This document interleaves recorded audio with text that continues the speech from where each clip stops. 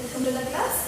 Okay, ನೋಡಿ ನಾವು up to ನಿನ್ನೆ ಕ್ಲಾಸ್ವರೆಗೂ ಫಸ್ಟ್ ಚಾಪ್ಟರನ್ನು ನೋಡ್ತಾ ಹೋಗಿದ್ವಿ. ಸೊ ಇವತ್ತಿಂದ ನಾವೇನು ಮಾಡೋಣ, ಸೆಕೆಂಡ್ ಚಾಪ್ಟರ್ಗೆ ನೋಡ್ತಾ ಹೋಗೋಣ. ನಿನ್ನೆ ಏನಾಗಿದೆ, ಫಸ್ಟ್ ಚಾಪ್ಟರ್ ಕಂಪ್ಲೀಟ್ ಆಯಿತು. ಇವತ್ತಿಂದ ನಾವು ಸೆಕೆಂಡ್ ಲೆಸನನ್ನು ನೋಡ್ತಾ ಹೋಗೋಣ. In this class we have to discuss about your second lesson, that is chapter 2 forms and their objectives. ಅಂದರೆ ಸಂಸ್ಥೆ ಮತ್ತು ಅದರ ಉದ್ದೇಶಗಳು. ನಿಮ್ಗೆ ಇರ್ತಕ್ಕಂಥ ಎರಡನೇ ಲೆಸನ್ ಏನಿದೆ, ಸಂಸ್ಥೆ ಮತ್ತು ಅದರ ಉದ್ದೇಶಗಳು. ಸಂಸ್ಥೆ ಅಂದ್ರೇನು, ಸಂಸ್ಥೆ ಉದ್ದೇಶಗಳು ಏನೇನಿರುತ್ತೆ ಅಂತಕ್ಕಂಥದ್ದನ್ನ ಈ ಲೆಸನಲ್ಲಿ ನೋಡ್ತಾ ಹೋಗೋಣ. ಅದಕ್ಕೂ ಮುಂಚೆ ಇನ್ನೊಂದು, ನಿಮಗೆ ನಾನು ಅಪ್ ಟು ಈವರೆಗೆ ಫಸ್ಟ್ ಲೆಸನ್ ಮಾಡಿದ್ದೀನಲ್ಲ, ಈ ಲೆಸನ್ ಕೇಳೋಕ್ಕೂ ಮುಂಚೆ ಎಲ್ಲರೂ ಕೂಡ ಏನಾಗಿರಬೇಕು, ಫಸ್ಟ್ ಲೆಸನ್ ನೋಟ್ಸ್ ಬರೆಯೋದು ಕಂಪ್ಲೀಟ್ ಆಗಿರಬೇಕು. Okay, first lesson notes complete ಆದಮೇಲೆ ಸೆಕೆಂಡ್ ಚಾಪ್ಟರ್ ಸ್ಟಾರ್ಟ್ ಮಾಡ್ತಾ ಹೋಗ್ಬೇಕು. ಓಕೆ, ಸೊ ಈ ಲೆಸನಲ್ಲಿ ನಾವು ಏನೇನು ನೋಡ್ತಾ ಬರ್ತೀವಪ್ಪ ಅಂತಂದರೆ, ಇಂಟ್ರೊಡಕ್ಷನ್ ಅಬೌಟ್ ಫರ್ಮ್, ಅಂದರೆ ಫರ್ಮ್ಸ್ ಅಂತಂದರೆ ಏನು ಅನ್ನೋದ್ರ ಬಗ್ಗೆ ನೋಡ್ತೀವಿ ಫಸ್ಟು. ಆಮೇಲೆ ಮೀನಿಂಗ್ ಆಫ್ ಫರ್ಮ್ಸ್, ಸಂಸ್ಥೆಯ ಅರ್ಥದ ಬಗ್ಗೆ ನೋಡ್ತಾ ಹೋಗ್ತೀವಿ. ನೆಕ್ಸ್ಟು ಆಬ್ಜೆಕ್ಟಿವ್ಸ್ ಆಫ್ ಫರ್ಮ್ಸ್, ಅಂದರೆ ಸಂಸ್ಥೆಯ ಉದ್ದೇಶಗಳು, ಏನು ಸಂಸ್ಥೆಗಳಿರ್ತಕ್ಕಂಥ ಉದ್ದೇಶಗಳು ಅಂತಕ್ಕಂಥದ್ದನ್ನ ನೆಕ್ಸ್ಟ್ ಪಾಯಿಂಟಲ್ಲಿ ನೋಡ್ತಾ ಹೋಗ್ತೀವಿ. ನಿಮಗೆ ಸಂಕ್ಷಿಪ್ತವಾಗಿ ಹೇಳಬೇಕಪ್ಪ ಅಂತಂದರೆ, ಫಸ್ಟ್ ಪಾಯಿಂಟ್ ಏನಿದೆ ಸಂಸ್ಥೆಯ ಉದ್ದೇಶಗಳಲ್ಲಿ, profit maximisation. Second point sales maximisation. Third point growth maximisation. Fourth point social and environmental concerns. And fifth point cooperatives ಅಂತ ನೋಡ್ತಾ ಹೋಗ್ತೀವಿ. ಸೊ ಈ ಕ್ಲಾಸಲ್ಲಿ ಎಲ್ಲ ಪಾಯಿಂಟ್ಸ್ಗಳ ಬಗ್ಗೆ ಡೀಟೇಲ್ ಆಗಿ ನೋಡ್ತಾ ಹೋಗೋಣ. ಓಕೆ, ಫಸ್ಟ್ ಇಲ್ಲಿ ನೋಡಿ, ನಿಮಗೆ ಮ್ಯಾನೇಜರ್ ಎಕನಾಮಿಕ್ಸ್ ಅಲ್ಲಿ ಸಂಸ್ಥೆಯ ಬಗ್ಗೆ ತಿಳ್ಕೊಳ್ಳೋದು ತುಂಬಾ ಅಗತ್ಯವಾಗಿರ್ತಕ್ಕಂಥ ಅಂಶ, ಹೌದಾ? ಸೊ ಹಾಗಾಗಿ ಫಸ್ಟ್ ಸಂಸ್ಥೆ ಅಂತಂದ್ರೆ ಏನೋ ಅದ್ರ ಬಗ್ಗೆ ನಾವೇನ್ ಮಾಡಬೇಕು, ಈ ಕ್ಲಾಸಲ್ಲಿ ತಿಳ್ಕೊಳ್ತಾ ಹೋಗೋಣ. ಯಾರಿಗಾದ್ರೂ ಗೊತ್ತಿದೆ ಸಂಸ್ಥೆ ಅಂದ್ರೆ, ಇದು ನೀವು ಆಲ್ರೆಡಿ ಸೆಕೆಂಡ್ ಇಯರ್ ನೋಡಿದ್ದೀರಾ, ಕೈಗಾರಿಕೆ ಮತ್ತು ಸಂಸ್ಥೆ ಅಂತ ಹೇಳ್ತೀವಿ. ಓಕೆ, ಇಲ್ಲಿ ನೋಡಿ, ಮೇಲ್ನೋಟಕ್ಕೆ ನೋಡ್ಬೇಕಾದ್ರೆ ಕೈಗಾರಿಕೆಗೂ ಮತ್ತು ಉದ್ಯಮ ಸಂಸ್ಥೆಗೂ ಏನೋ ವ್ಯತ್ಯಾಸ ಇಲ್ಲ ಅಂತ ಅನ್ಸುತ್ತೆ, ಹೌದಾ? ಅಂದ್ರೆ ಇಂಡಸ್ಟ್ರಿ ಅಂಡ್ ಫರ್ಮ್. ಈಗ ನಾವು ಇಂಗ್ಲಿಷಲ್ಲಿ ಇಂಡಸ್ಟ್ರಿ ಅಂತ ಹೇಳ್ತೀವಿ, ಉದ್ಯಮ ಸಂಸ್ಥೆ ಅಂದ್ರೆ ಫರ್ಮ್ ಅಂತ ಹೇಳ್ತೀವಿ. ಮೇಲ್ನೋಟಕ್ಕೆ ಇನ್ ಜನರಲ್ ಆಗಿ ನೋಡೋದಾದ್ರೆ ಎರಡು ಕೂಡ ಒಂದೇ ಅಂತ ಕಾಣಿಸುತ್ತೆ. ಬಟ್ ನಾವು ಎಕನಾಮಿಕ್ ವೈಸ್ ನೋಡೋದಾದ್ರೆ, ಅರ್ಥಶಾಸ್ತ್ರದ ರೀತಿಯಲ್ಲಿ ಆ ದೃಷ್ಟಿಕೋನದಲ್ಲಿ ನೋಡೋದಾದ್ರೆ, ಕೈಗಾರಿಕೆಗೂ ಮತ್ತು ಫರ್ಮಿಗೆ ಏನಿದೆ ಡಿಫ್ರೆನ್ಸ್ ಇದೆ. ಏನು ಡಿಫ್ರೆನ್ಸ್? ಇಲ್ಲಿ ನೋಡಿ, ಕೈಗಾರಿಕೆ ಅಂತಂದ್ರೆ ಆರ್ಥಿಕತೆಯಲ್ಲಿ ಬರ್ತಕ್ಕಂಥ ಒಂದು ಉತ್ಪಾದನಾ ಸಂಸ್ಥೆ ಅಂತ ಹೇಳ್ತೀವಿ, ಉತ್ಪಾದನಾ ಘಟಕ ಅಥವಾ ಉತ್ಪಾದನಾ ಸಂಸ್ಥೆ. ಓಕೆ, ಅದು ನೆಕ್ಸ್ಟ್ ಉದ್ಯಮ ಸಂಸ್ಥೆ ಅಂತಂದ್ರೆ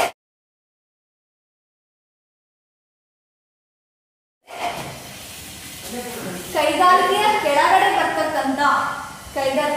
ಕೆಳಗಡೆ ಬರ್ತಕ್ಕಂಥ ಒಂದು ಸಂಸ್ಥೆಗೆ ನಾವೇನು ಹೇಳ್ತೀವಿ, ಉದ್ಯಮ ಸಂಸ್ಥೆ ಅಂತ ಹೇಳ್ತಾ ಬರ್ತೀವಿ. ಅರ್ಥ ಆಯ್ತಾ ಸ್ಟೂಡೆಂಟ್ಸ್? ಕೈಗಾರಿಕೆ ಅಂತಂದ್ರೆ ಈಗ ನಾವು ಮೇನ್ ಬ್ರಾಂಚ್ ಅಂತ ಹೇಳ್ತೀವಿ. ಉದ್ಯಮ ಸಂಸ್ಥೆ ಅಂದ್ರೆ ಕೈಗಾರಿಕೆ ಕೆಳಗಡೆ ಬರ್ತಕ್ಕಂಥ ಸಬ್ ಬ್ರಾಂಚ್ ಅಂತ ಹೇಳ್ತಾ ಹೋಗ್ತೀವಿ. ಓಕೆ, ಕೈಗಾರಿಕೆ ಅಂದ್ರೆ ಮೇನ್ ಬ್ರಾಂಚು, ಉದ್ಯಮ ಸಂಸ್ಥೆ ಅಂದ್ರೆ ಸಬ್ ಬ್ರಾಂಚ್. ಇದಕ್ಕೊಂದು ನಾನು ನಿಮಗೆ ಎಕ್ಸಾಂಪಲ್ ಕೊಡ್ತೀನಿ, ನಿಮಗೆ ಕ್ಲಿಯರ್ ಆಗಿ ಏನಾಗುತ್ತೆ ಇದ್ರ ಬಗ್ಗೆ ಅರ್ಥ ಆಗ್ತಾ ಹೋಗುತ್ತೆ. ಇಲ್ಲಿ ನೋಡಿ, ಫಾರ್ ಎಕ್ಸಾಂಪಲ್, ಟಿವಿ ಇಂಡಸ್ಟ್ರಿ ಅನ್ನೋದು ಒಂದು ಇಂಡಸ್ಟ್ರಿ. ಓಕೆ, ಟಿವಿ ಇಂಡಸ್ಟ್ರಿ ಅಂದ್ರೆ ಇದು ಒಂದು ಆರ್ಥಿಕತೆಯಲ್ಲಿ ಬರ್ತಕ್ಕಂಥ ಉತ್ಪಾದನಾ ಘಟಕ. ಟಿವಿಯನ್ನು ಉತ್ಪಾದನೆ ಮಾಡೋದೇನೋ ಒಂದು ಉತ್ಪಾದನಾ ಘಟಕ ಅಂತ ಹೇಳ್ತೀವಿ. ಸೊ ಇದಕ್ಕೆ ನಾವು ಏನಂತ ಹೇಳ್ತೀವಪ್ಪ ಅಂದ್ರೆ ಟಿವಿ ಇಂಡಸ್ಟ್ರಿ ಅಂತ ಹೇಳ್ತೀವಿ. ಇನ್ ಫರ್ಮ್ಸ್ ಅಂದ್ರೆ ಏನು, ಇದು ಕೆಳಗಡೆ ಬರ್ತಕ್ಕಂಥದ್ದು. ಫಾರ್ ಎಕ್ಸಾಂಪಲ್, ಸೋನಿ ಟಿವಿ ಅಂತ ಇದೆ, ಹೌದಾ? ನೆಕ್ಸ್ಟ್ ವಿಡಿಯೋಕಾನ್ ಟಿವಿ ಅಂತ ಇದೆ, ವಿಡಿಯೋಕಾನ್ ಟಿವಿ ಅಂತ ಇದೆ. ನೆಕ್ಸ್ಟ್ ಏನು, ಸ್ಯಾಮ್ಸಂಗ್ ಅಂತ ಇದೆ. ಓಕೆ, ನೆಕ್ಸ್ಟ್ ಎಲ್ ಜಿ ಅಂತ ಇದೆ, ಎಲ್ ಜಿ ಟಿವಿ ಅಂತ ಇದೆ. ಓಕೆ, ಇವೆಲ್ಲ ಏನಂತ ಅಂತಂದ್ರೆ ಫರ್ಮ್ಸ್ಗಳು, ಉದ್ಯಮ ಸಂಸ್ಥೆಗಳು. ಅರ್ಥ ಆಯ್ತಲ್ಲ? ಇಂಡಸ್ಟ್ರಿ ಅಥವಾ ಕೈಗಾರಿಕೆ ಅಂದ್ರೆ ಇದು ಒಂದು ಆರ್ಥಿಕತೆಯಲ್ಲಿ ಬರ್ತಕ್ಕಂಥ ಉತ್ಪಾದನಾ ಘಟಕ ಅಂತ ಹೇಳ್ಬೋದು. ಇನ್ನು ಎರಡನೇದು ಫರ್ಮ್ ಅಂತಂದ್ರೆ ಕೈಗಾರಿಕೆ ಕೆಳಗಡೆ ಬರ್ತಕ್ಕಂಥ ಸಂಸ್ಥೆಗಳಿಗೆ ನಾವೇನಂತ ಹೇಳ್ತೀವಿ, ಫರ್ಮ್ಸ್ ಅಂತ ಹೇಳ್ತಾ ಹೋಗ್ತೀವಿ. ಇಲ್ಲಿ ನೋಡಿ, ಇಂಡಸ್ಟ್ರಿ ಅಂತಕ್ಕಂಥದ್ದು ಕೇವಲ ಒಂದೇ ಇರುತ್ತೆ. ಓಕೆ, ಅಂದ್ರೆ ಆ ಒಂದು ಪ್ರಾಡಕ್ಟಿಗೆ ಸಂಬಂಧಪಟ್ಟಂಗೆ ಇಂಡಸ್ಟ್ರಿ ಅಂತಕ್ಕಂಥದ್ದು ಕೇವಲ ಒಂದೇ ಇರುತ್ತೆ. ಬಟ್ ಫರ್ಮ್ಸ್ಗಳೇನಾಗಿರ್ತವೆ, ಹಲವಾರು ಸಾವಿರಾರು ಇರ್ಬೋದು, ಹೌದಾ? ಅಂದ್ರೆ ಯಾರ್ಯಾರು ಕಂಪನಿಯನ್ನ ಓಪನ್ ಮಾಡ್ತಾ ಹೋಗ್ತಾರೆ ಅಷ್ಟು ಫರ್ಮ್ಸ್ಗಳೇನಾಗ್ತವೆ, ಕಂಟಿನ್ಯೂ ಆಗ್ತಾ ಹೋಗುತ್ತೆ, ಅಥವಾ ಆರಂಭ ಆಗ್ತಾ ಹೋಗುತ್ತೆ, ಅಥವಾ ಸ್ಟೇಬಲ್ ಆಗಿರ್ತಾ ಹೋಗುತ್ತೆ ಅಂತ ಹೇಳ್ಬೋದು. ಬಟ್ ಇಂಡಸ್ಟ್ರಿ ಅನ್ನೋದು ಒಂದೇ ಇರುತ್ತೆ.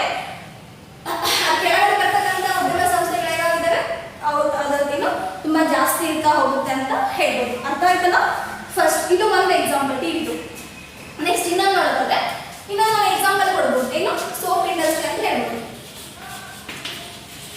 ಸೋಪ್ ಅಂತಕ್ಕಂಥದ್ದೇನು ಇದು ಒಂದು ಇಂಡಸ್ಟ್ರಿ ಆಯ್ತಾ. ಅದು ಕೆಳಗಡೆ ಬರ್ತಕ್ಕಂಥ ಇವಾಗ ಎಕ್ಸಾಂಪಲ್ಸ್ ಹೇಳ್ಬೋದಾ ಓಕೆ.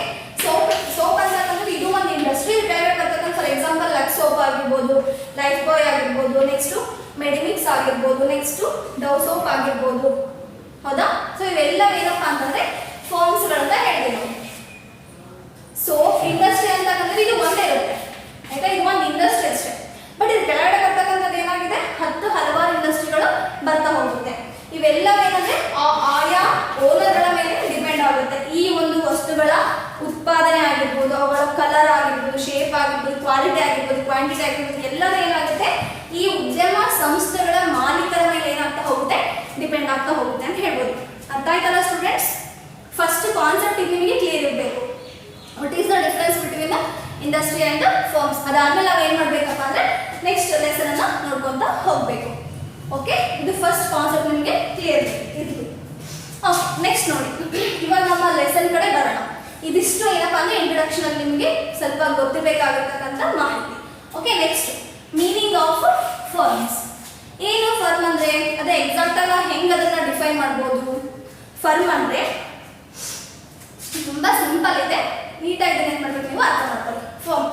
ಫರ್ಮ್ ಅಂತಂದ್ರೆ ಫರ್ಮ್ ಅಂದ್ರೆ ಇದೇನಪ್ಪ ಅಂದ್ರೆ ಆರ್ಥಿಕತೆಯಲ್ಲಿ ಬರ್ತಕ್ಕಂಥ ಒಂದು ಹಣಕಾಸಿನ ಸಂಸ್ಥೆ ಅಂತ ಹೇಳ್ತೀವಿ. ಆರ್ಥಿಕತೆಯಲ್ಲಿ ಬರ್ತಕ್ಕಂಥ ಒಂದು ಹಣಕಾಸಿನ ಸಂಸ್ಥೆಗೆ ನಾವೇನಂತ ಹೇಳ್ತೀವಿ ಫರ್ಮ್ ಅಂತ ಹೇಳ್ತೀವಿ. ಇಂಥ ಫರ್ಮ್ ಅಲ್ಲಿ ಏನಾಗುತ್ತಪ್ಪ ಅಂತಂದ್ರೆ ಗ್ರಾಹಕರಿಗೆ ಸರಕು ಮತ್ತು ಸೇವೆಗಳನ್ನ ಉತ್ಪಾದನೆ ಮಾಡಲಾಗುತ್ತೆ. ಅರ್ಥ ಆಯ್ತಾ. ಫರ್ಮ್ ಅಂದ್ರೆ ಆರ್ಥಿಕತೆಯಲ್ಲಿ ಬರ್ತಕ್ಕಂಥ ಒಂದು ಹಣಕಾಸಿನ ಸಂಸ್ಥೆ ಅಥವಾ ಒಂದು ವ್ಯವಹಾರದ ಸಂಸ್ಥೆಗೆ ನಾವು ಸಂಸ್ಥೆ ಅಂತ ಹೇಳ್ತೀವಿ. ಸೊ ಇಂತಹ ಸಂಸ್ಥೆಯಲ್ಲಿ ಗ್ರಾಹಕರ ಅಭಿರುಚಿಗೆ ತಕ್ಕ ಹಾಗೆ ಏನ್ ಮಾಡೋಕ್ಕಾಗುತ್ತೆ ಸರಕು ಮತ್ತು ಸೇವೆಗಳನ್ನ ಉತ್ಪಾದನೆ ಮಾಡಿ ಮಾರಾಟ ಮಾಡೋದಾಗಿರುತ್ತೆ. ಜೊತೆಗೆ ಅದರ ಉದ್ದೇಶ ಏನಪ್ಪಾ ಅಂತಂದ್ರೆ ಹೆಚ್ಚಿನ ಲಾಭವನ್ನು ಗಳಿಸೋದು ಏನಾಗುತ್ತೆ ಅದರ ಉದ್ದೇಶ ಆಗುತ್ತೆ ಅಂತ ಹೇಳ್ಬೋದು. ಅರ್ಥ ಆಯ್ತಲ್ಲ ಸ್ಟೂಡೆಂಟ್. ಫರ್ಮ್ ಅಂದ್ರೆ ಆರ್ಥಿಕತೆಯಲ್ಲಿ ಬರ್ತಕ್ಕಂಥ ವ್ಯಾವಹಾರಿಕ ಸಂಸ್ಥೆಗೆ ನಾವೇನಂತ ಹೇಳ್ತೀವಿ ಫರ್ಮ್ ಅಂತ ಹೇಳ್ತೀವಿ. ನೆಕ್ಸ್ಟ್ ಇಂತಹ ಫರ್ಮ್ ಅಲ್ಲಿ ನಾವ್ ಏನ್ ಮಾಡ್ತೀವಪ್ಪ ಅಂತಂದ್ರೆ ಗ್ರಾಹಕರಿಗೆ ಬೇಕಾಗಿರ್ತಕ್ಕಂಥ ಸರಕು ಮತ್ತು ಸೇವೆಗಳನ್ನ ಉತ್ಪಾದನೆ ಮಾಡ್ತಾ ಹೋಗ್ತೀವಿ. ಇದಕ್ಕೆ ನಾವೇನಂತ ಹೇಳ್ತೀವಿ ಫರ್ಮ್ ಅಂತ ಹೇಳ್ತೀವಿ. Okay. A firm is a commercial organization that operates on a for profit basis and participates on selling goods and services. Okay, this is a commercial organization. Firm ಅನ್ನೋದೇನು ಒಂದು ಕಮರ್ಷಿಯಲ್ ಆರ್ಗನೈಸೇಷನ್. ಇದು ಏನಕ್ಕೋಸ್ಕರ ಹುಟ್ಟುಕೊಂಡಿರ್ತದಪ್ಪ ಅಂತಂದ್ರೆ on the basis of earn the profit ಅಂತ ಹೇಳ್ಬೋದು. ಅಂದ್ರೆ ಲಾಭವನ್ನ ಹೆಚ್ಚೆಚ್ಚು ಸಂಪಾದನೆ ಮಾಡೋದಕ್ಕೋಸ್ಕರ ಏನಾಗುತ್ತೆ ಈ ಫರ್ಮ್ ಅಂತಕ್ಕಂಥದ್ದು ಹುಟ್ಕೊಂಡಿರುತ್ತೆ. ಅದೇ ರೀತಿಯಾಗಿ ಗ್ರಾಹಕರಿಗೆ ಕಸ್ಟಮರ್ಸ್ಗೆ ಏನ್ ಮಾಡುತ್ತೆ ಸರ್ವಿಸಸ್ ಅನ್ನ ಮತ್ತು ಗೂಡ್ಸ್ ಅನ್ನ ಏನ್ ಮಾಡುತ್ತೆ ಪ್ರೊವೈಡ್ ಮಾಡ್ತಾ ಹೋಗುತ್ತೆ. ಅಂದ್ರೆ ಸರಕು ಮತ್ತು ಸೇವೆಗಳನ್ನ ಏನ್ ಮಾಡ್ತಿದ್ದು ಪ್ರೊವೈಡ್ ಮಾಡ್ತಾ ಹೋಗುತ್ತೆ. ಇಂತಹ ಒಂದು ಸಂಸ್ಥೆ ಅಂತ ಹೇಳ್ತೀವಿ. ಇಂತಹ ಒಂದು ವ್ಯವಹಾರಿಕ ಸಂಸ್ಥೆಗೆ ನಾವು ಫರ್ಮ್ಸ್ ಅಂತ ಹೇಳ್ತಾ ಹೋಗ್ತೀವಿ. ಅರ್ಥ ಆಯ್ತಲ್ಲ ಸ್ಟೂಡೆಂಟ್ಸ್ ನಿಮಗೆ ಮೀನಿಂಗು. ಇಂಟ್ರಡಕ್ಷನ್ ಅಲ್ಲಿ ನಾವು industry what are the difference between industry and firm ಅಂತ ನೋಡಿದ್ವಿ. ನೆಕ್ಸ್ಟ್ ಮೀನಿಂಗ್ ಅಲ್ಲಿ ನಾವು ಫರ್ಮ್ ಅನ್ನ ಅಂದ್ರೆ ಸಂಸ್ಥೆಯ ಅರ್ಥ ಏನಿದೆ ಅಂತ ನೋಡ್ತಾ ಬಂದ್ವಿ. ಈ ಥರ್ಡ್ ಪಾಯಿಂಟ್ ಯಾವ್ದಪ್ಪ ಅಂದ್ರೆ ಆಬ್ಜೆಕ್ಟಿವ್ಸ್ ಆಫ್ ದ ಫರ್ಮ್ಸ್ ಅಂತ ಹೇಳ್ಬೋದು. ಅಂದ್ರೆ ಸಂಸ್ಥೆಯ ಉದ್ದೇಶಗಳು ಏನಿದೆ. ತುಂಬಾ ಸಿಂಪಲ್, ನಿಮಗೆ ಗೊತ್ತಿದೆ ಒಂದು ಸಂಸ್ಥೆಯ ಮೂಲ ಉದ್ದೇಶ ಏನಾಗುತ್ತೆ ಲಾಭವನ್ನ ಹೆಚ್ಚು ಗಳಿಸೋದಾಗುತ್ತೆ. ಅದೇ ಫಸ್ಟ್ ಇದೆ ನೋಡಿ ಆಯ್ತಾ. ಸಂಸ್ಥೆಯ ಮೂಲ ಉದ್ದೇಶ ಏನು ಪ್ರಾಫಿಟ್ ಮ್ಯಾಕ್ಸಿಮೈಸೇಷನ್ ಅಂದ್ರೆ ಲಾಭವನ್ನ ಹೆಚ್ಚು ಮಾಡೋದು ಏನಾಗಿದೆ ಸಂಸ್ಥೆಯ ಉದ್ದೇಶ ಆಗಿದೆ. ಇನ್ನು ಎರಡನೇದು ಸೇಲ್ಸ್ ಮ್ಯಾಕ್ಸಿಮೈಸೇಷನ್ ಅಂದ್ರೆ ಮಾರಾಟವನ್ನ ಏನ್ ಮಾಡ್ಬೇಕದು ಹೆಚ್ಚೆಚ್ಚು ಮಾಡ್ತಾ ಹೋಗ್ಬೇಕು. ಇದು ಕೂಡ ಏನಪ್ಪಾ ಅಂದ್ರೆ ಫರ್ಮಿನ ಒಂದು ಉದ್ದೇಶ ಅಂತ ಹೇಳ್ಬೋದು. ಇನ್ ಥರ್ಡ್ ಗ್ರೋತ್ ಮ್ಯಾಕ್ಸಿಮೈಸೇಷನ್ ಬೆಳವಣಿಗೆಯನ್ನ ಹೆಚ್ಚು ಮಾಡ್ತಾ ಹೋಗ್ಬೋದು. ಇನ್ನು ನಾಲ್ಕನೇದು ಸೋಷಿಯಲ್ ಅಂಡ್ ಎನ್ವಿರಾನ್ಮೆಂಟಲ್ ಕನ್ಸರ್ನ್ಸ್ ಅಂತ ಹೇಳ್ತಾರೆ. ಅಂದ್ರೆ ಸಾಮಾಜಿಕ ಮತ್ತು ಪರಿಸರದ ಒಂದು ಕಾಳಜಿ ವಹಿಸೋದು ಅದು ಕೂಡ ಏನಾಗಿದೆ ಸಂಸ್ಥೆಯ ಉದ್ದೇಶ ಆಗಿದೆ ಅಂತ ಹೇಳ್ಬೋದು. ಇನ್ನು ಲಾಸ್ಟ್ ಅನ್ನು ಕೋಆಪರೇಟಿವ್ಸ್ ಅಂದ್ರೆ ಸಹಕಾರ ಮನೋಭಾವನೆಯನ್ನ ಹೊಂದೋದು ಕೂಡ ಏನು ಫರ್ಮಿನ ಒಂದು ಉದ್ದೇಶ. ಇವಾಗ ಏನ್ ಮಾಡೋಣ ಒಂದೊಂದಾಗೆ ನೋಡ್ತಾ ಹೋಗೋಣ. Okay, basic concept profit maximisation ನಿಮಗೆಲ್ಲ ಗೊತ್ತೇ ಇದೆ. ಏನು ಲಾಭವನ್ನು ಹೆಚ್ಚಿಸುವುದು ಅಂತಂದ್ರೆ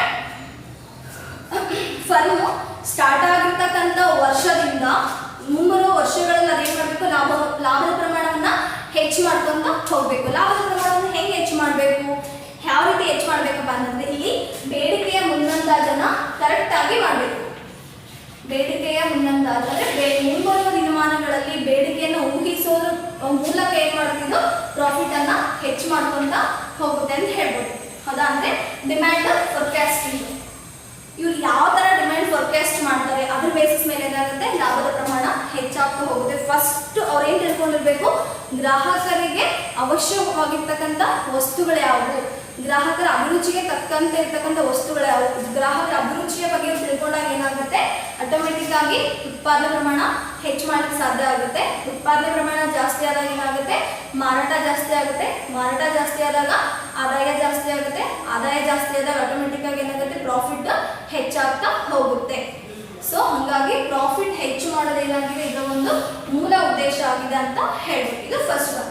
ಎರಡನೇದು ಏನಪ್ಪಾ ಅಂದ್ರೆ ಸೇಲ್ಸ್ ಮ್ಯಾಕ್ಸಿಮೈಸೇಷನ್. ಸೇಲ್ಸ್ ಅಂದ್ರೆ ಮಾರಾಟವನ್ನ ಹೆಚ್ಚು ಮಾಡೋದು. ನಿಮಗೆ ಗೊತ್ತಿದೆ ಏನು ಮಾರಾಟ ಹೆಚ್ಚಂದ್ರೆ ಆ ಸಂಸ್ಥೆಯಲ್ಲಿ ಉತ್ಪಾದನೆ ಮಾಡಿರ್ತಕ್ಕಂಥ ವಸ್ತುಗಳಿಗೆ ಮಾರಾಟವನ್ನ ಏನ್ ಮಾಡ್ತಾ ಹೋಗೋದು ಜಾಸ್ತಿ ಮಾಡ್ತಾ ಹೋಗೋದು. ಹೆಂಗ್ ಜಾಸ್ತಿ ಮಾಡೋದು? ಫಾರ್ ಎಕ್ಸಾಂಪಲ್ ಏನು ಹೆಚ್ಚೆಚ್ಚು ಜಾಹೀರಾತುಗಳನ್ನ, ಪರಿಣಾಮಕಾರಿಯಾದ ಜಾಹೀರಾತುಗಳು ಅಂದ್ರೆ ಎಫೆಕ್ಟಿವ್ ಏನೋ ಅಡ್ವರ್ಟೈಸ್ಮೆಂಟ್ಗಳನ್ನ ಕೊಡೋ ಮೂಲಕ ನಾವೇನ್ ಮಾಡಬೇಕು ಮಾರಾಟವನ್ನ ಹೆಚ್ಚು ಮಾಡ್ತಾ ಹೋಗ್ಬೇಕು. ನಿಮಗೆಲ್ಲ ಗೊತ್ತೇ ಇದೆ ಇವಾಗ ಮಾರ್ಕೆಟ್ ಅಲ್ಲಿ ಎಷ್ಟೋ ಪ್ರಾಡಕ್ಟ್ಸ್ ಇದಾವೆ. ಎಲ್ಲಾ ಪ್ರಾಡಕ್ಟ್ಸ್ ಕೂಡ ಏನಾಗಲ್ಲ ಸೇಲ್ ಆಗಲ್ಲ ಜಾಸ್ತಿ.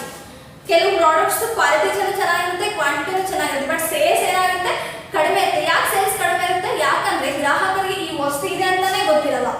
ಹೌದಾ? ನಾವು ಯಾವುದೋ ಒಂದು ವಸ್ತು ಉತ್ಪಾದನೆ ಮಾಡ್ತಿದೀವಿ ಅಂದ್ರೆ ಗ್ರಾಹಕರಿಗೆ ಫಸ್ಟ್ ಗೊತ್ತಿರಬೇಕು. ಅವಾಗಷ್ಟು ಏನಾಗುತ್ತೆ ಸೇಲ್ಸ್ ಹೆಚ್ಚಾಗ್ತಾ ಹೋಗುತ್ತೆ. ಗ್ರಾಹಕರಿಗೆ ಗೊತ್ತಾಗ್ಬೇಕಂದ್ರೆ ನಾವ್ ಏನ್ ಮಾಡ್ಬೇಕು ಜಾಹೀರಾತುಗಳನ್ನ ಹೆಚ್ಚೆಚ್ಚು ಕೊಡಿಸ್ತಾ ಹೋಗ್ಬೇಕು. ನಾವು ಜಾಹೀರಾತುಗಳನ್ನ ಎಷ್ಟು ಪರಿಣಾಮಕಾರಿಯಾಗಿ ಕೊಡ್ತಾ ಹೋಗ್ತೀವಲ್ಲ ಅಷ್ಟು ಎಫೆಕ್ಟಿವ್ ಆಗಿ ಏನಾಗುತ್ತೆ ನಮ್ಮ ವಸ್ತುಗಳ ಪ್ರಮಾಣ ಕೂಡ ಮಾರಾಟ ಜಾಸ್ತಿ ಆಗ್ತಾ ಹೋಗುತ್ತೆ. ನಮ್ಮ ವಸ್ತುಗಳ ಮಾರಾಟ ಜಾಸ್ತಿ ಆದಂತೆ ಆಟೋಮೆಟಿಕ್ ಆಗಿ ಏನಾಗುತ್ತೆ ಇನ್ಕಮ್ ಜಾಸ್ತಿ ಬರುತ್ತೆ. ಇನ್ಕಮ್ ಜಾಸ್ತಿ ಬಂದಾಗ ಪ್ರಾಫಿಟ್ ಆಲ್ಸೋ ಏನಾಗುತ್ತೆ ಜಾಸ್ತಿ ಬರುತ್ತೆ. ಪ್ರಾಫಿಟ್ ಜಾಸ್ತಿ ಬಂದಾಗ ನಾವು ನೆಕ್ಸ್ಟ್ ಟೈಮ್ ಮತ್ತೆ ಏನ್ ಮಾಡ್ಬೋದು ಕ್ಯಾಪಿಟಲ್ ಅನ್ನ ಹೆಚ್ಚು ಮಾಡ್ಬೋದು, ಬಂಡವಾಳವನ್ನ ಹೆಚ್ಚು ಹೂಡಿಕೆ ಮಾಡ್ಬೋದು, ಮತ್ತೆ ಉತ್ಪಾದನೆ ಪ್ರಮಾಣ ಜಾಸ್ತಿ ಮಾಡ್ಬೋದು. ಅಗೇನ್ ಮತ್ತೆ ನಾವೇನ್ ಮಾಡ್ಬೋದು ಸೇಲ್ಸ್ ಅನ್ನ ಇನ್ಕ್ರೀಸ್ ಮಾಡ್ತಾ ಹೋಗ್ಬೋದು. ಓಕೆ, ಇದು ನಮ್ಮ ಎರಡನೆಯ point. Next third growth maximisation. ಏನು ಗ್ರೋತ್ ಮ್ಯಾಕ್ಸಿಮೈಸೇಷನ್ ಅಂದ್ರೆ ಬೆಳವಣಿಗೆಯನ್ನ ಹೆಚ್ಚಿಸುವುದು. ಒಂದು ಸಂಸ್ಥೆಯ ಬೆಳವಣಿಗೆಯನ್ನು ಏನ್ ಮಾಡ್ಬೇಕು ನಾವು ಹೆಚ್ಚು ಮಾಡ್ಬೇಕು. ಇವಾಗ ಒಂದು ಉದ್ಯಮ ಸಂಸ್ಥೆ ಇದೆ ಅಂತಂದ್ರೆ ಅದಕ್ಕೇನು ಪ್ರಾಫಿಟ್ ಬರ್ತಾ ಇದೆ. ಫಸ್ಟ್ ವರ್ಷ ಏನೋ 1 ಲಕ್ಷ ರೂಪಾಯಿ ಪ್ರಾಫಿಟ್ ಬರುತ್ತೆ. ಎರಡನೇ ವರ್ಷ 1 ಲಕ್ಷ ರೂಪಾಯಿ ಪ್ರಾಫಿಟ್ ಬರುತ್ತೆ. ಮೂರನೇ ವರ್ಷ 1 ಲಕ್ಷ ರೂಪಾಯಿ ಏನಾಗುತ್ತೆ ಪ್ರಾಫಿಟ್ ಬರುತ್ತೆ. ಇದು ನಾವು ಬೆಳವಣಿಗೆ ಆಗ್ತಾ ಇದೆ ಅಂತ ಹೇಳಕ್ಕಾಗಲ್ಲ. ಹೌದಾ? ಬೆಳವಣಿಗೆ ಹೆಚ್ಚಿಸೋದಂದ್ರೆ ಪ್ರತಿ ವರ್ಷದಿಂದ ವರ್ಷಕ್ಕೆ ಏನಾಗಬೇಕು ಪ್ರಾಫಿಟ್ ಹೆಚ್ಚಾಗ್ತಾ ಹೋಗ್ಬೇಕು, ಡಬಲ್ ಆಗ್ತಾ ಹೋಗ್ಬೇಕು, ಟ್ರಿಬಲ್ ಆಗ್ತಾ ಹೋಗ್ಬೇಕು. ಅವಾಗಷ್ಟು ಏನಾಗುತ್ತೆ ಬೆಳವಣಿಗೆ ಪ್ರಮಾಣ ಹೆಚ್ಚಾಗ್ತಾ ಹೋಗುತ್ತೆ. ಸೊ ಇದನ್ನ ಹೆಂಗೆ ಹೆಚ್ಚು ಮಾಡಬೇಕು? ಇದನ್ನು ಸೇಮ್ ಗ್ರಾಹಕರಿಗೆ ಅವಶ್ಯಕವಾಗಿರ್ತಕ್ಕಂಥ ವಸ್ತುಗಳನ್ನ ನಾವು ಅವರ ಅಭಿರುಚಿಗೆ ತಕ್ಕಂತೆ, ಅವರ ಆದಾಯಕ್ಕೆ ತಕ್ಕಂತೆ ಅಂತಹ ವಸ್ತುಗಳನ್ನ ನಾವೇನ್ ಮಾಡ್ಬೇಕು ಮಾಡ್ತಾ ಹೋಗ್ಬೇಕು, ಹೆಚ್ಚೆಚ್ಚು ಉತ್ಪಾದನೆ ಮಾಡ್ತಾ ಹೋಗ್ಬೇಕು. ಸೊ ಅವಾಗ ಏನಾಗುತ್ತೆ ಜೊತೆಗೆ ಪರಿಣಾಮಕಾರಿಯಾಗಿರ್ತಕ್ಕಂಥ ಜಾಹೀರಾತುಗಳನ್ನು ಕೂಡ ನಾವೇನ್ ಮಾಡಬೇಕು ಹೆಚ್ಚೆಚ್ಚು ಕೊಡ್ತಾ ಹೋಗ್ಬೇಕು. ಅವಾಗ ಏನಾಗುತ್ತೆ ನಮ್ಮ ಸಂಸ್ಥೆಯ ವಸ್ತುಗಳ ಮಾರಾಟದ ಪ್ರಮಾಣ ಹೆಚ್ಚಾಗುತ್ತೆ. ಮಾರಾಟದ ಪ್ರಮಾಣ ಹೆಚ್ಚಾದಾಗ ಏನಾಗುತ್ತೆ ಪ್ರಾಫಿಟ್ ಪ್ರಮಾಣ ಜಾಸ್ತಿ ಬರುತ್ತೆ. ಪ್ರಾಫಿಟ್ ಜಾಸ್ತಿ ಬಂದಾಗ ಆಟೋಮೆಟಿಕಲ್ ಏನಾಗುತ್ತೆ ಕ್ಯಾಪಿಟಲ್ ಹೆಚ್ಚಾಗುತ್ತೆ. ಅಂದ್ರೆ ಬಂಡವಾಳದ ಹೂಡಿಕೆ ಪ್ರಮಾಣ ಏನಾಗುತ್ತೆ ಹೆಚ್ಚಾಗುತ್ತೆ. ಸೊ ಬಂಡವಾಳದ ಹೂಡಿಕೆ ಪ್ರಮಾಣ ಹೆಚ್ಚಾದಾಗ ಆಟೋಮೆಟಿಕ್ ಆಗಿ ಏನಾಗುತ್ತೆ ನಮ್ಮ ಸಂಸ್ಥೆ ವಿಸ್ತಾರವಾಗ್ತಾ ಹೋಗುತ್ತೆ. ಅಂದ್ರೆ ಫಾರ್ ಎಕ್ಸಾಂಪಲ್ ಮೊದಲನೇ ವರ್ಷ ನಾವು ಕೇವಲ ಒಂದು ಸಂಸ್ಥೆ ಇದ್ರೆ ಎರಡನೇ ವರ್ಷ ಮತ್ತೇನಾಗುತ್ತೆ ಒಂದು ಸಂಸ್ಥೆ, ಮೂರನೇ ವರ್ಷ ಬಂದಾಗ ಏನಾಗುತ್ತೆ ಅದನ್ನ 2 ಸಂಸ್ಥೆಗಳನ್ನ ಮಾಡ್ತಾ ಹೋಗ್ತೀವಿ. 4ನೇ ವರ್ಷ ಬಂದಾಗ ಏನಾಗುತ್ತೆ ಮತ್ತೆ ಹಾಗೆ 2 ಸಂಸ್ಥೆಗಳು. 5ನೇ ವರ್ಷ ಬಂದಾಗ ಮತ್ತೆ ಏನಾಗುತ್ತೆ ನಾವು 3 ಸಂಸ್ಥೆಗಳನ್ನ. ಸೊ ಈ ತರ ನಾವೇನ್ ಮಾಡ್ತೀವಿ ಸಂಸ್ಥೆಗಳನ್ನ ಹೆಚ್ಚು ಮಾಡ್ಕೊಂತ ಹೋಗ್ತೀವಿ. ಅದಕ್ಕೆ ನಾವೇನ್ ಹೇಳ್ತೀವಿ ಗ್ರೋತ್. ಈ ರೀತಿ ನಾವೇನ್ ಮಾಡೋದಪ್ಪ ಅಂದ್ರೆ ಗ್ರೋತ್ ಮ್ಯಾಕ್ಸಿಮೈಸೇಷನ್ ಹೆಚ್ಚು ಮಾಡ್ಕೊಂಡು ಹೋಗ್ಬೋದು. ಅಂದ್ರೆ ನಮ್ಮ ಸಂಸ್ಥೆಯ ಬೆಳವಣಿಗೆಯನ್ನ ನಾವೇನ್ ಮಾಡ್ಬೇಕು ಹೆಚ್ಚು ಮಾಡ್ಬೇಕು. ಇದು ಕೂಡ ಏನಾಗಿದೆಪ್ಪ ಅಂದ್ರೆ ನಮ್ಮ ಸಂಸ್ಥೆಯ ಉದ್ದೇಶ ಆಗಿದೆ ಅಂತ ಹೇಳ್ಬೋದು. ನೆಕ್ಸ್ಟ್ ಒನ್ ಏನಪ್ಪ ಅಂದ್ರೆ ಸೋಷಿಯಲ್ ಅಂಡ್ ಎನ್ವಿರಾನ್ಮೆಂಟಲ್ ಕನ್ಸರ್ನ್ಸ್. ಅಂದ್ರೆ ಸಾಮಾಜಿಕ ಮತ್ತು ಪರಿಸರದ ಏನಿರಬೇಕು ಕಳಕಳಿ ಇರಬೇಕು, ಕಾಳಜಿ ಇರಬೇಕು. ಈಗ ಯಾವುದೋ ಒಂದು ಉದ್ಯಮ ಸಂಸ್ಥೆ ಅಂತ ತಗೊಳ್ಳಿ, ಅದ್ರ ಉದ್ದೇಶ ಬರೀ ಲಾಭವನ್ನ ಗಳಿಸೋದಷ್ಟೇ ಆಗಿರಲ್ಲ. ಎಲ್ಲ ಉದ್ದೇಶಗಳು ಕೂಡ ಅದೇನಾಗುತ್ತೆ ಒಳಗೊಂಡಿರುತ್ತೆ. ನಾನು ನಿಮಗೆ ಫಸ್ಟ್ ಒಂದು ಕ್ಲಾಸಲ್ಲಿ ಆಲ್ರೆಡಿ ಹೇಳಿದ್ದೆ, ಈಗ ನಮ್ಮ ಸಂಸ್ಥೆ ಲಾಭ ಗಳಿಸಬೇಕು ಅಥವಾ ನಮ್ಮ ಸಂಸ್ಥೆ ಅಭಿವೃದ್ಧಿ ಆಗ್ಬೇಕಂತ ಹೇಳ್ಬಿಟ್ಟು ಜನಗಳಿಗೆ ಇನ್ನು ಹಾನಿಕಾರಕ ಆಗ್ತಕ್ಕಂಥ ವಸ್ತುಗಳನ್ನು ಉತ್ಪಾದನೆ ಮಾಡಿ ಮಾರಾಟ ಮಾಡಿ ಲಾಭವನ್ನು ಹೆಚ್ಚು ಗಳಿಸಿ ನಮ್ಮ ಸಂಸ್ಥೆ ಅಭಿವೃದ್ಧಿ ಆದರೆ ಅದನ್ನ ನಾವೇನಂತ ಹೇಳಕ್ಕಾಗಲ್ಲ, ನಮ್ಮ ಸಂಸ್ಥೆಯ ಬೆಳವಣಿಗೆ ಅಂತ ಹೇಳಕ್ಕೆ ಸಾಧ್ಯನೇ ಆಗಲ್ಲ. ಸೊ ಹಂಗಾಗಿ ನಾವು ಏನು ಮನಸ್ಸಲ್ಲಿ ಇಟ್ಕೊಂಡಿರ್ಬೇಕಂದ್ರೆ ಜನಗಳ ಸಾಮಾಜಿಕ ಕಳಕಳಿ ಇರಬೇಕು, ಜೊತೆಗೆ ಪರಿಸರದ ಕಳಕಳಿ ನಮಗೆ ಇರಬೇಕು. ಯಾವ ರೀತಿ ಅಂತಂದ್ರೆ ಇಲ್ಲಿ ಜನಗಳಿಗೆ ಹಾನಿಕಾರಕವಾಗಿರ್ತಕ್ಕಂಥ ಪ್ರಾಡಕ್ಟ್ಸ್, ಫಾರ್ ಎಕ್ಸಾಂಪಲ್ ಹೇಳ್ಬೇಕಂದ್ರೆ ಡ್ರಗ್ಸ್ ಆಗಿರ್ಬೋದು, ಅಫೀಮ್ ಆಗಿರ್ಬೋದು, ನೆಕ್ಸ್ಟ್ ವೈನ್ ಆಗಿರ್ಬೋದು, ನೆಕ್ಸ್ಟ್ ಏನು ಬಾಂಬ್ ಆಗಿರ್ಬೋದು. ಸೊ ಈ ತರ ವಸ್ತುಗಳನ್ನ ನಾವೇನ್ ಮಾಡ್ಬಾರ್ದು, ಉತ್ಪಾದನೆ ಮಾಡಬಾರ್ದು. ಇವುಗಳನ್ನ ಉತ್ಪಾದನೆ ಮಾಡೋದನ್ನ ನಾವು ಕೈ ಬಿಡಬೇಕು. ಅದ್ರ ಬದಲಾಗಿ ನಾವೇನ್ ಮಾಡಬೇಕು, ಜನಗಳಿಗೆ ಅವರ ಒಂದು ಬಳಕೆಗೆ ಯೋಗ್ಯವಾಗಿರ್ತಕ್ಕಂಥ ವಸ್ತುಗಳನ್ನ ನಾವೇನ್ ಮಾಡಬೇಕು, ಉತ್ಪಾದನೆ ಮಾಡಬೇಕು. ಅವಾಗ ನಾವು ಸಾಮಾಜಿಕವಾಗಿ ಯಾವುದೇ ಹಾನಿಕಾರಕ ವಸ್ತುಗಳನ್ನ ಉತ್ಪಾದನೆ ಮಾಡಿದ ಹಾಗೆ ಆಗಲ್ಲ. ಅವಾಗ ಏನಾಗುತ್ತೆ, ಎಲ್ಲಾ ಜನಗಳಿಗೆ ಕೂಡ ಉಪಯೋಗ ಆಗುತ್ತೆ, ನಮಗೂ ಕೂಡ ಏನಾಗುತ್ತೆ, ಲಾಭದ ಪ್ರಮಾಣ ಹೆಚ್ಚಾಗ್ತಾ ಹೋಗುತ್ತೆ. ಹಾಗಾಗಿ ಸಾಮಾಜಿಕವಾಗಿರ್ತಕ್ಕಂಥ ಒಂದು ಕಳಕಳಿ ಉತ್ಪಾದಕರಿಗೆ ಇರಲೇಬೇಕು. ಇದು ಕೂಡ ಒಂದು ಅವರ ಏನೋ ಉದ್ದೇಶ ಆಗಿರುತ್ತೆ ಅಂತ ಹೇಳ್ಬೋದು. ನೆಕ್ಸ್ಟ್ ಇನ್ನೊಂದೇನಪ್ಪಾ ಅಂತಂದ್ರೆ ಎನ್ವಿರಾನ್ಮೆಂಟಲ್ ಕನ್ಸರ್ನ್ಸ್, ಅಂದ್ರೆ ನಮ್ಮ ಹತ್ರ ಇರ್ತಕ್ಕಂಥ ಎಲ್ಲಾ ಸಂಪನ್ಮೂಲಗಳನ್ನು ನಾವು ಇವಾಗೇ ಬರಿದು ಮಾಡಬಾರ್ದು. ಮುಂಬರುವ ಪೀಳಿಗೆ ಕೂಡ ನಾವೇನ್ ಮಾಡ್ಬೇಕು, ಸಂಪನ್ಮೂಲಗಳನ್ನ ಉಳಿಸಿ ಕೊಡ್ಬೇಕು ಅವರಿಗೆ.